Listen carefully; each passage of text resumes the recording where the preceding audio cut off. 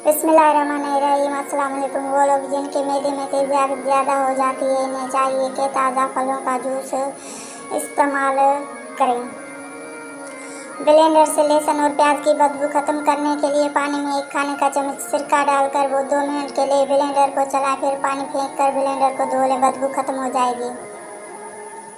गुर्दों की कमजोरी के असबाब तंबाकू नोशी, नस्वार पानी का कम इस्तेमाल, खुश्क तासीर वाली अशिया का ज़्यादा इस्तेमाल वगैरह। गुर्दों की कमजोरी से बचाव के एहतियाती तदाबीर। तंबाकू नोशी से गुरेज पानी का कम अज़ कम 4 लीटर रोज़ाना का इस्तेमाल। तर अशिया का इस्तेमाल ज़्यादा करें। मगज़ पंजा दाना 12 ग्राम, मगज़ पिस्ता 12 ग्राम, मगज़ नारजेल, मगज़ अखरोट 12 ग्राम, शकाकुल मिश्री 6 ग्राम, जंजीर 6 ग्राम, शहद 70 ग्राम। तरकीब तैयारी: इन सबको कूटकर सूप बना लें और शहद मिलाकर माजून तैयार करें। तरकीब इस्तेमाल: 7 ग्राम सुबह पानी के साथ खाएं। फ़वाइद: गुर्दों की कमजोरी के लिए बहुत बेहतरीन माजून है।